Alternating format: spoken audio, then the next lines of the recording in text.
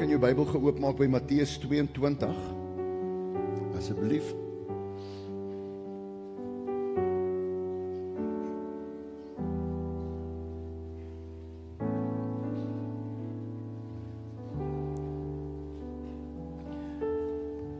Ek wil so 'n stukkie,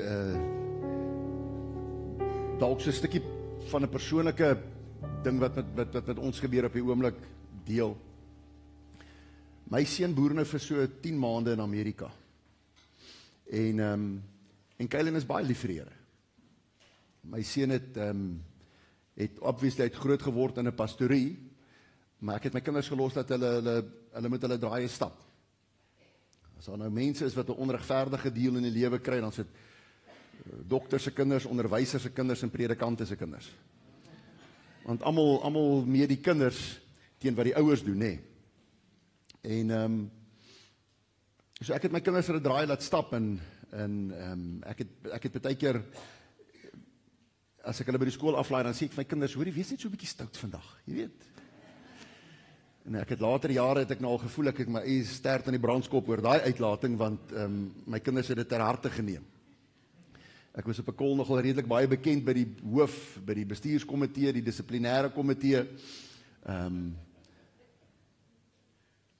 Maar my seun het by die Here uitgekom en hy's baie lief vir die Here. Hy het eventually 'n sendingorganisasie gejoin in Potchefstroom, YWAM, en die van julle wat nou weet, wat ons ken sal weet, hy was nou vir so amper 3 jaar daar. En uitverkoop in die Here, die wêreld vol getoer, sendingwerk gedoen. En hy maak klaar en hy sê hy voel hy wil net so 'n bietjie sy vlerke gaan sprei, en hy kry wonderbaarlik in 'n kwessie van 'n maand kry hy werk in Amerika, en die volgende maand toe vlieg hy oor en hy's nou daar vir die afgelope 10 maande.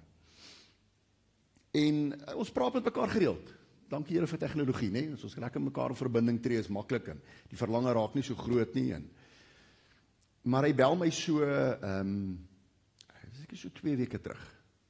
Of het kan vroeg in volgende laasweek gewees, het bel hy my. En hy sê vir my, Dad, hy sê ek het jou hulp nodig. Ek sê, wat's fout? Hy sê, yes, dit gaan taaf. Hy sê, dit gaan moeilik hierdie kant. Ja. Wat praat jy? Hy sê, joh, hy sê, om hier sterk te staan en om die Here hier te dien is verskriklik moeilik. Hy sê, ek is alleen. Jy leef en werk tussen 'n klomp goddelose mense. Sy eerste oproep na my toe, na so 2 weke wat hy daar is, bel hy my eendag en hy sê vir my, Jesus pa, hy sê, ek het nie geweet 'n wit mens kan so lelik met 'n ander wit mens praat nie. Want daar is hy 'n werker.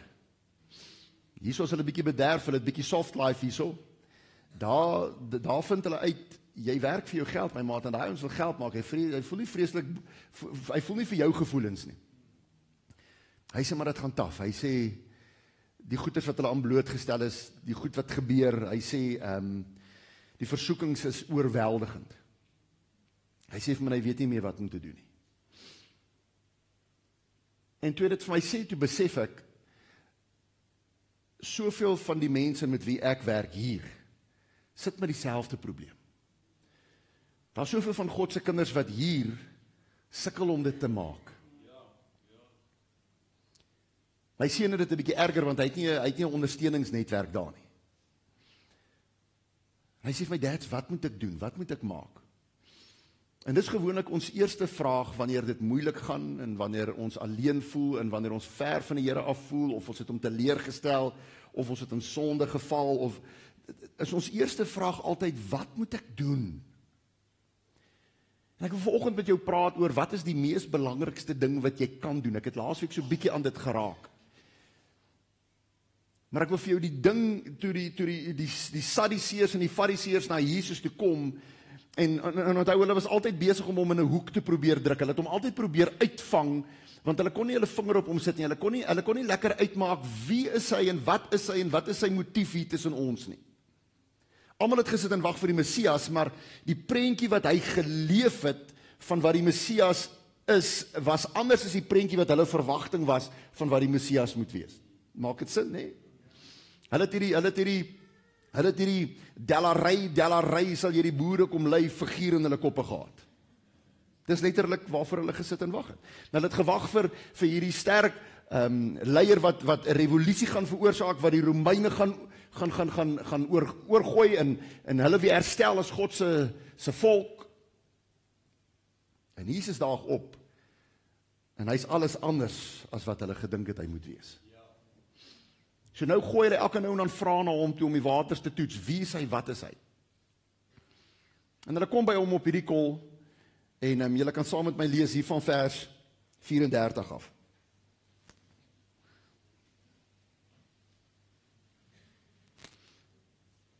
Hy sê, en toe die Fariseërs hoor dat hy die Sadduseërs die mond gestop het hulle almal saam vergader. En een van hulle, 'n wetgeleerde, het 'n vraag gestel om hom te versoek en hy het gesê, Meester, wat is die grootste gebod in die wet? En Jesus antwoord hom, jy moet die Here jou God lief hê met jou hele hart, met jou hele siel en met jou hele verstand. Dit is die eerste en die groot gebod. Stop net daar. Here, wat is die belangrikste ding wat ons as mens kan doen? In hulle konteks, ons as u volk. Wat is die ding wat saak maak bo alles? Vergeet nou wat ons gesien het van wonderwerke, vergeet nou wat ons gehoor het van Jesus wat sê daar's 'n nuwe koninkryk wat kom, vergeet al daai goeters. Wat is die belangrikste ding wat saak maak bo alles? En Jesus sê, wees lief vir God. En toe Kylen vir my vra, dads, wat moet ek doen? Toe besef ek, dis die dilemma van ons as mens. Ons wil altyd ietsie doen om onsself te bewys. Ons wil altyd ietsie doen om iets te bereik, om iets te behaal, om beter te voel oor onsself. Daar's altyd iets wat ons voel ons moet doen van ons kant af, 'n effort wat ons moet insit. En gewoonlik kos dit moeite. En toe my seun my dit vra, toe vat die Here my onmiddellik na hierdie skrif toe. En die Here sê vir my, sê vir Kylen, al wat jy vir my moet doen, my seun, is wees net lief vir my. Dis al wat ek van jou vra. Maar hierdie antwoord wat Jesus hier gegee het, is 'n antwoord wat kom uit die begin toe God sy verhouding met sy volk vasgemaak het. Toe hy hulle aangestel het en hulle uitgesonder het onder al die ander nasies en volke van die wêreld. En hy met hulle begin praat en hy hulle spesifieke identiteit gee en vir hulle sê wat sy wette is en sy voorskrifte is. Jesus het daai gedeelte aangehaal en ek wil hê julle moet saam met my soontoe blaai. Dis 'n gedeelte in Numeri. Ag, ek verkom met Deuteronomium. Deuteronomium 6.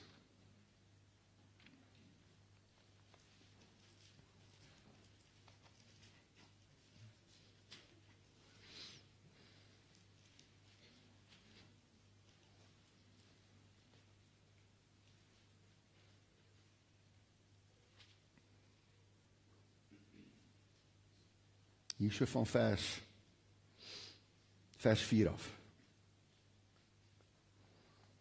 Hier praat die Here en hy gee vir Moses hierdie opdrag. En hy sê vir hom die volgende woorde, hy sê vir hom, hoor o Israel. Vers 4. Hoor o Israel, die Here onse God is 'n enige Here. Daarom moet jy die Here jou God lief hê, met jou hele hart, met jou hele siel en met al jou krag. Hierdie woorde wat ek jou vandag beveel, moet in jou hart wees. Hierdie woorde wat ek jou beveel, moet in jou hart wees. En daar is so 'n stukkie interessantheid wat ek nooit regtig besef het, het ook so 'n bietjie op gaan lees het en gaan navorsing doen oor dit. Maar daai eerste woordjie, hoor o Israel. Die Joodse woord is Shema. Sê so 'n bietjie Shema. Sê iemand langs jou Shema. Nie jou ma nie, Shema. Daai woordjie beteken, dis soos wanneer ons by 'n funksie is. En as jy by 'n funksie is, en jy wil iets belangrik sê, en jy wil almal se aandag kry, dan vat iemand 'n glas en dan? Ja, gewoonlik 'n wynglas. Hang nou af wat se parties jy by is, né? Ons het net sulke glase met water, né? Hy sê, dan slat jy so in die glas, dan roep jy almal tot aandag. En dan maak jy 'n belangrike aankondiging. Hierdie woordjie, sy maak gee vir jou presies dieselfde indruk. Dit sê, hoor o Israel. In ander woorde, luister nou. Almal gee gou vir my julle aandag. Hier kom 'n belangrike aankondiging. Luister mooi. Julle moet die Here, julle God, lief hê. Hy roep hulle tot aandag. En hierdie gebed wat hulle hier bid, word verwag dat hulle dit elke oggend wanneer hulle, as hulle ortodoks of geloofvaste Jode is, dan is hierdie deel van hulle daaglikse gebed. Jy moet die Here jou God lief hê met jou hele hart, jou hele siel en met al jou krag. Hierdie gebod moet in jou hart wees. En nou wil ek hê jy moet sien, hoe help die Here om hulle hierdie gebod wakker te hou en lewend gehou in hulle lewens. Hoor wat sê, wat moet hulle doen? Hy sê, hierdie woorde wat ek jou vandag beveel, moet in jou hart wees. En jy moet dit in jou kinders inskerp, en daaroor spreek as jy in jou huis sit, en as jy op die pad is, en as jy gaan lê, en as jy opstaan. Hoor jy wat moet hulle doen? Jy moet met jou kinders oor hierdie ding praat. Vertel jou kinders hierdie een belangrike ding. Julle moet God lief hê bo alles. Met alles wat in jou is. Dit moet jy vir jou kinders leer. Nie soos wat ons in die sonnaskool geleer is, pas op kleine oogies waar jy kyk, pas op kleine voetjies waar jy loop, want daar's 'n Vader in die hemel en hy sien julle op die aarde, so pas op.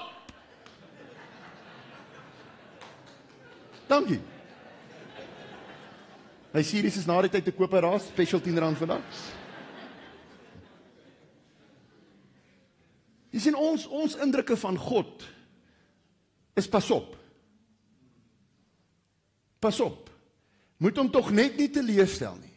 Moet hom tog net nie te nakom nie. Moet tog net nie sy wette breek nie. En hier kom ek en ek hoor die Here sit 'n klem op iets totaal en al anders. Hulle vraag was, wat was die grootste gebod, die belangrikste ding vir God? En hy sê, wees lief vir my. As julle by julle kinders sit, vertel hulle wat se goeie pa ek is, wat se goeie God ek is. Vertel hulle om te onthou. Hy sê, wanneer julle loop en praat oor julle liefde vir my. Hy sê, wanneer julle sit en praat oor julle liefde vir my. Hy sê, wanneer julle lê en praat oor julle liefde vir my. Hy gaan aan. Hy sê ook, moet jy dit as 'n teken bind op jou hand, en dit moet as 'n voorhoofsband tussen jou oë wees, en jy moet dit op jou deurposte van jou huis en op jou poorte skryf. As die Here jou God jou ingebring het in die land wat jou vaders Abraham, Isak en Jakob met 'n eed beloof het om jou te gee, groot en mooi stede wat jy nie gebou het nie, en huise vol allerhande goed wat jy nie gevul het nie, en uitgeskape reënbakke wat jy nie uitgekap het nie, wingerde en olyfbome wat jy nie geplant het nie, en jy eet en versadig word, neem jou dan in ag dat jy die Here nie vergeet wat jou uit Egipteland uit die slawehuis uitgelei het nie. Wanneer dit met jou goed gaan, en wanneer die voorspoed van God saam met jou is, en goedheid en guns jou volg oral waar jy gaan, pas op dat jy nie hierdie vergeet nie. Dat jy die Here bo alles moet lief hê. Kan jy sien wat se klem lê die Here op dit om hulle hierdie waarheid te laat onthou? Julle sal sien, ek weet nie of julle al ooit opgelet het nie, maar die Jode, baie van hulle het so strip wat hulle om hulle hande bind. Baie van hulle loop met so, dit lyk soos 'n so vierkantige boksie hier voor hulle kop, wat hulle rondloop. Ek weet nie of julle dit al gesien het nie, op prentjies of as julle al movies gesien het van dit nie. Daai is deel van hierdie verordening. Bind dit om jou hand vas, sodat jy moet onthou, as jy na jou hand kyk, as jy besig is om jou hand te gebruik, onthou, wat? Jy moet die Here jou God lief hê. Wanneer jy in daai boksie, het jy al ooit gesien as jy 'n bril dra, ek het nou hierdie ding moet ek nou gewoond raak, nee, so dis vir my nogal 'n nuwe ding, maar as jy 'n bril dra, en is iets wat op jou bril kom sit, wie van julle het dit al gesien? Hoe kan daai ding jou irriteer? Johan, moenie so vir my lag nie, nee? Hoe kan daai ding jou irriteer? So vet kol, of hier's 'n vlieg wat hier op en af maat hier op jou oog, nee? Dan sien jy die hele tyd, hoe kyk jy vir daai ding? Die mense dink jy's mal, want kyk jy vir hierdie ding, nee? Lyk of jy tennis kyk, nee? Hoekom gebeur dit? Want daai ding trek jou aandag. So wanneer daai boksie voor hulle kop is, en hierdie wet is daar ingeskryf, hierdie gebod wat hulle moet onthou, is hier binne geskryf voor hulle koppe, onthou hulle, ek moet die Here, my God, lief hê.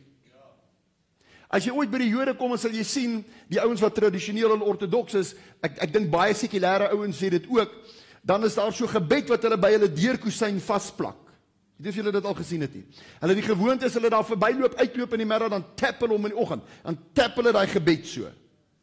As hulle daai gebed tap, dan tap hulle hierdie gedeelte. Jy moet die Here jou God lief hê, met jou hele hart, jou hele siel en al jou krag. Sit dit op jou deurkusyne. As jy uitstap, is dit die eerste ding wat jy herinner. Die volgende gedeelte waar hulle by te moet sit, is by hulle hekke. As jy uit jou garage uittrek, en jy loop uit jou erf uit, dan is daai dingetjie daar geplak, wat sê, jy moet die Here jou God lief hê. As jy van daar af beweeg, waar jy loop, waar jy sit, waar jy staan, waar jy lê, oral onthou hierdie een groot gebod, die belangrikste bo alles. Jy moet die Here lief hê met alles.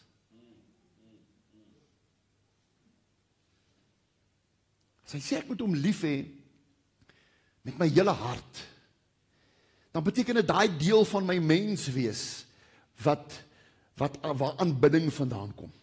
Daai deel van my menswees wat my hart op iets versot raak, verlief raak, verbind word aan.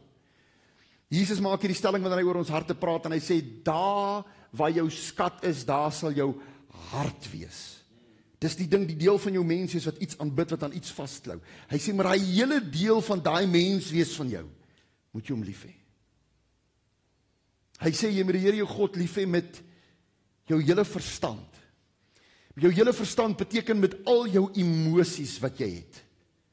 Elke emosie binne in jou, elke stuk van jou intellek, elke stuk van jou logika, elke stuk van daai gedeelte van jou wat moet prosesseer en wat moet dink, wat besluite moet maak, met daai hele gedeelte van jou menswees, moet jy hom lief hê. En dan met al jou krag. Met alles wat jou fisiese liggaam gebruik, wanneer jy besig is om te werk, wanneer jy 'n lewe maak, wanneer jy sport beoefen, wanneer jy talente het wat jy moet gebruik, wanneer jy vaardighede en vermoë, met alles daai van jou, moet jy hom lief hê. Hoor jy hoe absoluut vra hy dat ons hom moet lief hê? Ja, ek dink as jy 'n siniese mens is, dan sal jou vraag wees, maar hoekom sal God so issue hê dat ons hom tog net so lief moet hê? Ly hy en sukkel hy dalk aan 'n verwerpingsangs? Het hy 'n probleem dat hy tog die hele tyd tog net moet aanvaarding kry by ons? Ek dink dis waar ons die plot mis, wanneer ons nie verstaan wat gebeur wanneer jy iemand of ietsie so lief het nie. Dis in die begin van die Bybel. Nou wil ek jy moet saam met my blaai na die agterkant van die Bybel in Openbaring.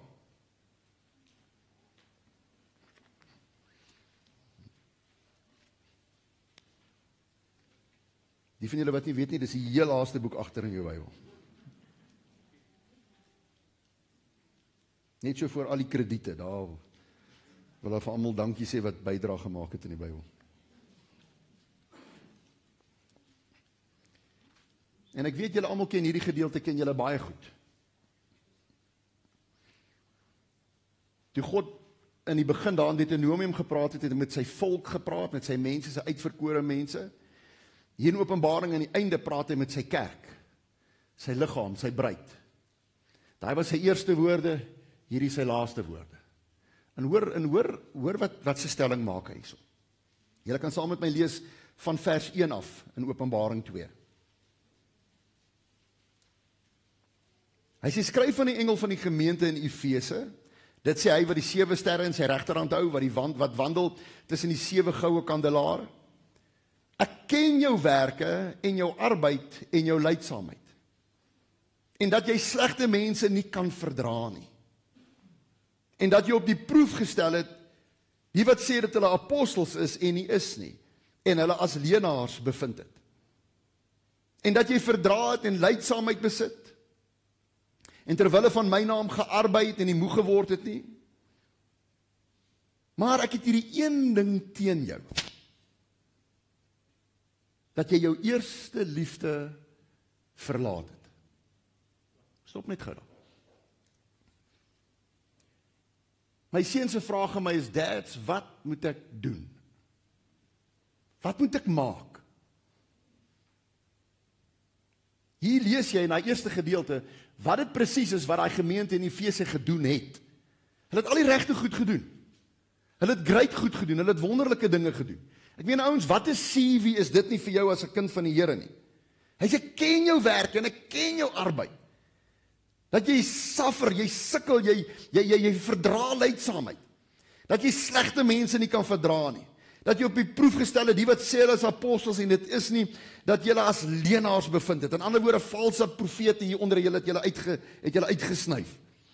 En julle verdra, en dat jy verdra het en lydsaamheid besit. In ander woorde, jy deurgedruk deur moeilike tye. En dat jy terwille van my naam gelei het, en jy het nie moeg geword nie. Dis al die regte goedes, wat van ons verwag word as kinders van die Here. Maar ten spyte van dit, is Jesus se woorde aan daai gemeente, maar ek het hierdie ding teen julle. Jy het jou eerste liefde verlaat. As ek daai stukkie hoor, dan hoor ek wat God in die begin in Deuteronomium vir die volk gesê het. Wat vir my saak maak, bo alles, is wees lief vir my. Ek wil hê dit moet gaan oor jou verhouding tussen my en jou. Hoe beskryf hy verder, wat het met hulle gebeur, omdat hulle begin staat maak het om net die regte goeders te doen. Hoor wat sê hy vir hulle. Vers 4, maar ek het teen jou jou eerste liefde verlaat. Vers 5, onthou dan waarvan jy uitgeval het. As jy val jy boontoe of val jy ondertoe? Val ondertoe. Hy sê, kyk, onthou van waar af het jy geval. Hulle was hoog. Hulle was die bo. Ons het in Afrikaans het ons sulke spreektaal, wanneer jy verlief is op iemand of iemand jou hart het, dan sal jy sê, my kop is in die wolke. Dit raak maar so romanties, as ons oor hierdie goed praat, nee. In Engels sê hulle, I'm on a high. In Engels sê hulle, I am on cloud number 9. Ek weet nie hoekom is die goed genommer nie, maar blykbaar is dit nou die een waar jy land as jy verlief is, nee. I'm on cloud 9. Dit spreek van jy's op 'n hoë plek. Die rede hoekom hulle die woord hoog gebruik is, dis presies wat met jou gebeur. Jy word dronk van liefde. Jy's so onder die beheer van daai gevoel dat dit jou op 'n goeie plek sit en jy voel goed. Kyk hoe ver het jy geval. Van wat af? Van hier was jy verlief op my. Nou het jy al die regte goeders begin doen en jy het op dit gefokus en op dit geroem, nou het jy geval. Onthou waarvan jy geval het? Hy sê, en bekeer jou en doen die eerste werke. Bekeer jou en doen die eerste werke. In die begin sê hy vir hulle, ek ken jou werke. Nou sê hy vir hulle in die einde, keer terug en doen die eerste werke. Jy sien, dis die ding met liefde. Liefde is nie net 'n emosie nie. Liefde is 'n werkwoord. Maar dit word gedryf deur daai emosie. En as jy ooit verlief was, dan sal jy weet waarvan hy praat, is hy sê, doen die eerste werke. Nou, ek wil nou nie tyd hier opneem nie, ek het al baie oor gepraat in die verlede. Maar as jy kan onthou hoe dit was toe jy net verlief geraak het op iets of op iemand, kan jy onthou hoe dit was? Want dis wat die Here hierso sê. Hy sê, onthou hoe dit was toe jy net op my verlief was. Wie van julle is almal getroud? Wie van julle is bly julle is getroud? Wie van julle spyt julle is getroud? Jy moet nie nou aan opsteek nie. OK. Kan jy onthou toe julle net by mekaar uitgekom het toe julle so verlief was? Kan jy onthou wat het alles met jou gebeur? Kan jy onthou hoe goo gaga het jy geraak? Ons manne veral. Want vandag blameer jou vrou of sy beskuldig jou en sy sê vir jou, ja, maar jy's nie meer dieselfde man as wat jy was toe ons getroud was nie. Wie van julle manne het daai een al gehoor? Ja, jy's reg, ek weeg 40 kg meer. Ek het 'n klomp kinders. Jy het verander. Sy het jou probeer verander, nê? Maar kan julle ouens onthou hoe dit was? Onthou julle dat niks was vir jou moeite gewees toe jy so verlief was nie? Kan julle dit onthou? Onthou jy hoe jou pa en jou ma en jou pelle vir jou gesê, wat's fout met jou? Ons sien jou nooit meer nie, vir al jou chommies, nê? Manne, skielik is hulle almal dikbek, want nou moet hulle agter op die bakkie ry, daar's nie nou meer plek voor nie, want die ou skattebolletjie sit tog hier voor. Nee? Jou chommies is dikbek vir jou, hulle is kwaad vir jou, hulle is op met jou, want jy spandeer net niks meer tyd by hulle nie, want alwaaroor jy praat is oor Karen. Jy irriteer hulle nou al. Onthou julle dit? Onthou julle hoe jy skielik begin om jou tande te borsel? Jou ma sukkel al vir 18 jaar om jou te kry om jou tande te borsel, nou skielik borsel jy die goed. Jy het begin om jou hare te kam. En nou, jy het tot gaan gel koop, van julle ouer man het brilkrem daai tyd, nê? Daar was nog nie gel in julle jare nie. Jy het netjies aangetrek. Jy het jouself gespuit. Nee, jy ruik soos daai parfuum raak daar in Edgars as iemand verby jou kom. Jy stink eintlik van al die parfuum. Onthou julle het julle briewe geskryf vir mekaar. Manne, kan julle onthou? Jy wat nou so groot macho breker. Onthou jy daar was 'n tyd gewees dat jy briefies geskryf het en aan die einde van jou briefie dan jy sulke hartjies gemaak. Hartjie XXXX. Het jy nog hy briewe, nee? Wow. Nee. Is dit nie waar nie? Kom nou ouens. Jy het goed gedoen wat uit jou karakter uit was. Want dit is wat liefde aan jou doen. Dit maak jou dronk, dit sit jou op 'n high en nou tree jy anders op.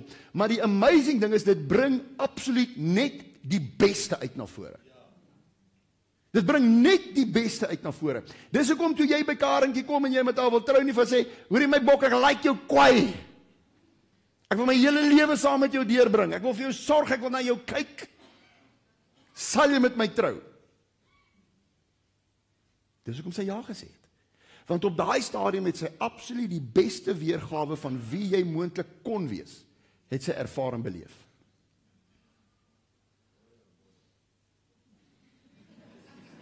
Nee? Nou kom die aantuigings en nou kom die aanklagte soos wat Jesus teenoor die gemeente. Ons skryf in Afrikaans, skryf ons liedjies daaroor. Maar jy soen my nie meer nie. En ek mis hoe dit was. Amen. Waaroor gaan ons argumente, waaroor gaan ons bekleierery, ons gestryery? Gaan oor daai goeters.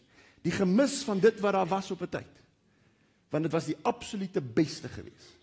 Niks was vir jou moeite gewees nie. Ek sê hierdie ding baie keer as ek trou is. Sien die kom die girls, my ma het hierdie salon hier, Zelda en my skoonma het hierdie haarsalon hier langs aan. Dan sien jy wat se tipe geld spandeer vrouens aan hulle hare. Dan doen hy vrou moeite en sy het haarself mooi gemaak en opgetitte wyd en sy lyk te pragtig. Dan kom sy by die huis aan en sit jy by die tafel, jy's besig om nuus te kyk of rugby te kyk en dan kom sy ingestap terwyl sy met jou praat.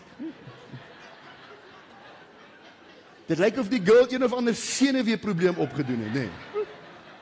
So early onset of Parkinson's, nee. Man, wat gaan aan? Sien jy niks anders nie? En dan moet jy nou die skimp vang. Nou moet jy besluit, nou moet jy daar iets gebeur. En jy het nou nie opgelet die afgelope maand nie, want jy was bietjie besig geweest, nie. So nou moet jy skat. Wat is dit? Hare, rokkies, skoene, naels, wat een van hierdie goeders? Lus, is ek reg? Nee. En dan gee sy self so 'n bietjie weg. Sy weet phone 'n vriend, sy help jou so 'n bietjie. Nee. As sy so maak, weet nie is dit die naels wat sy wys of is dit die hare nie. En dan sien jy die hare. En dan is jou eerste reaksie vandag: wat het dit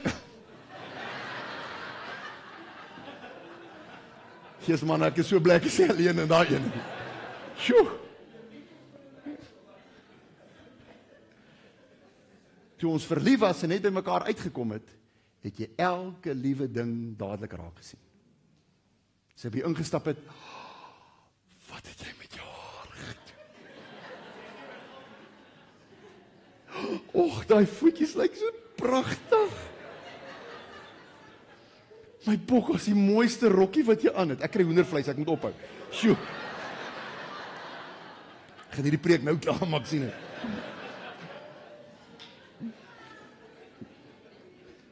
Dis wat met jou gebeur.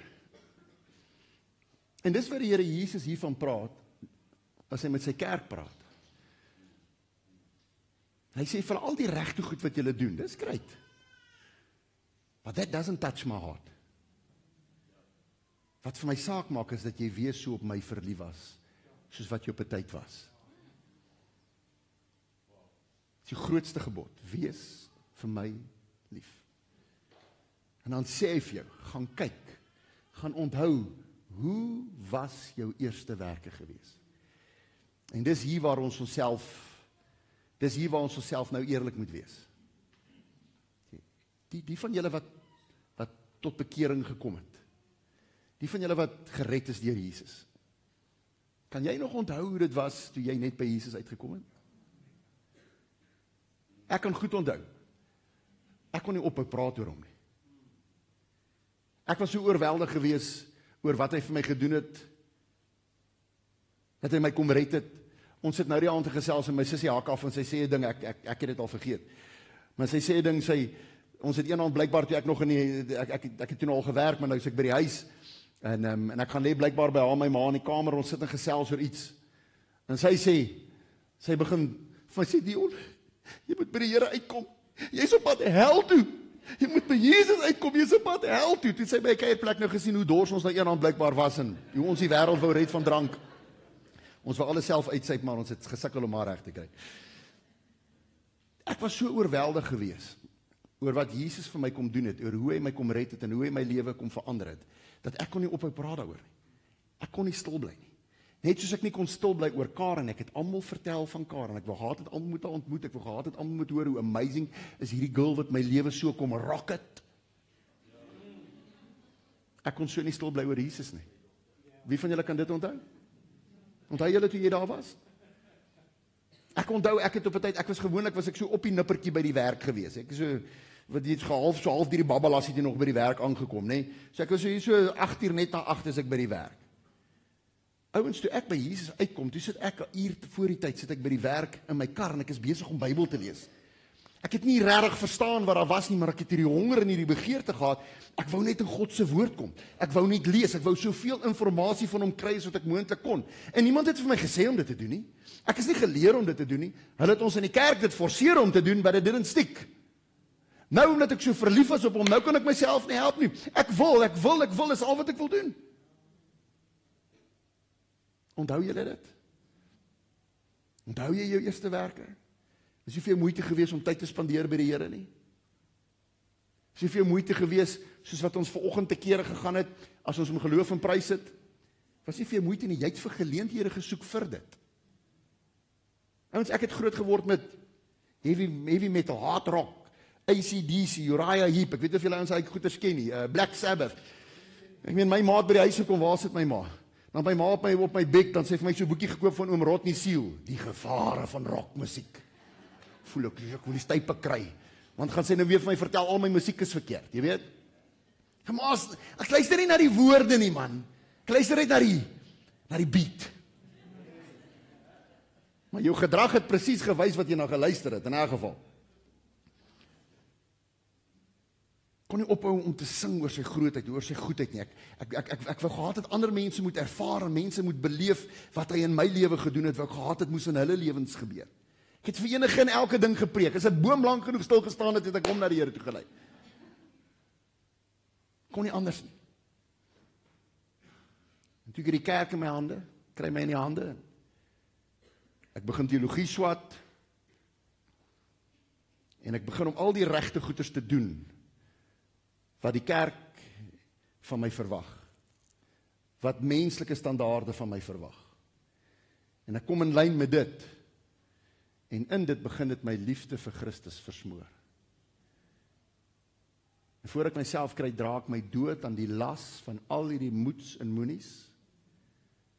Hierdie gewig van wat ek aan gehoorsaam moet wees, hierdie gewig van wat van my verwag word, hoe ek moet conform. En ek spandeer nie meer tyd by die Here nie. Want ek red siele op strepe, maar dit kom nie meer uit die brandende passie van mense wat gered moet word, omdat ek wil hê hulle moet Jesus se liefde ervaar nie. Skielik kom dit nou uit 'n plek van, hierdie word van my verwag.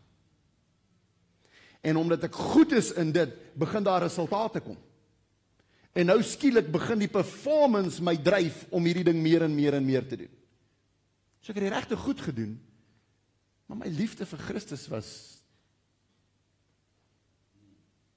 En kyk, dit is wat ek vir jou vandag wil sê. En dit is my antwoord aan my seun gewees is. Seun, al wat Christus van jou vra, is wees net lief hom. Maar gaan onthou, wat was jou eerste werke gewees? My laaste storie, en wie wil ek klaarmaak. As julle almal ken die storie van Petrus. Ons weet hoe Petrus Jesus 3 keer verloon het. Selfde ou wat vir Jesus gesê het, oor my dooie liggaam sal hulle jou kom arresteer, sal hulle jou vang en sal hulle jou toesluit. Sal nie gebeur nie. Not on my watch. En Jesus sê vir hom, jy maak groot beloftes. Maar kom ek jou sê, Petrus, jy wat Petrus is, gaan my 3 keer verloon. As daai haan kraai. Nou hoor hy dit vir almal. Al die disippels sit, hulle het gehoor wat se klein maak Petrus. Hulle vang Jesus in die tuin, arresteer hom, hulle vat hom na die skrifgeleerders, na die priesters, na die tempel toe, en hulle begin hom ondervra. En julle almal ken die storie, in daai staan Petrus hulle tussen die skare, en hy staan by 'n vuur, en dan kom mense en hulle herken hom, en hulle sê vir hom, ons ken jou, jy was saam met daai ouens gewees, nee? Jy was saam met hulle. En hy verloon hom die eerste keer, hy verloon hom die tweede keer, en hy verloon hom die derde keer. En die haan kraai. Kan jy dink daai diep teleurstelling wat Petrus op daai oomblik moes beleef en moes ervaar? En hulle almal skatter, hulle hol die wêreld vol, Jesus word gekruisig, hulle weet nie wat gaan gebeur nie. Jesus staan op, almal sien hom, hierdie geweldige opwinding onder almal, dit wat hy gesê het, gaan eintlik waar word, this is the real Messiah, dis die real deal. En die Bybel sê op 'n kol, is Jesus besig om langs die see te staan, en hy maak vir hulle ontbyt, hy maak breakfast vir hulle daar. En hulle is op 'n skipie. En terwyl hulle aangevaar kom, sien hulle hom. En Petrus in sy voortvarendheid, hy het altyd geoorreageer. Toe hy Jesus sien, wag hy nie vir die skipie om aan te kom land toe nie, hy spring uit en hy begin vooruit swem. En toe hy by Jesus aankom, die Bybel sê, dis 'n weird ding, maar hy sê toe Petrus by die tempel gestaan het, terwyl hy besig was om geondervra te word en gemartel te word, sê dit Petrus het daar by 'n koolvuur gestaan. En hierdie selfde storie wat homself afspeel in Johannes 21, toe hulle vir Jesus nou sien nadat hy opgestaan het en hy's besig om vir hulle vis te braai, sê die Bybel en hy maak 'n spesifieke melding daarvan. En Jesus het op 'n koolvuur vir hulle vleis gebraai of vis gebraai. En ek sien in my gees soos oog hoe dat Petrus uit die water uit gestrompel kom, sy hare so swaai, lyk soos een van daai Goldwell advertensies. En kom hy so gehardloop. Dis bly om Jesus te sien. En die oomblik toe hy daai koolvuur ruik, toe ruk dit hom terug in tyd toe hy Jesus verloon het. En ek sien in my geestesoog hoe breek Petrus net daar. En hy onthou, o gats, iewers gaan Jesus met my deel. Iewers gaan hy my uittrap, iewers gaan hy my vasvat, iewers gaan hy vir my sê, kom ons praat bietjie oor daai geval. En almal kom verby gehardloop en hulle sit. En hulle eet en hulle kuier en ek sien in my gees is ook hoe Petrus, hoe dit hy vermydend die hele tyd nie met Jesus kan praat en hy skaam, hy is onseker. En op 'n kol sê Jesus vir hom, ding, ding, ding, ding. Petrus!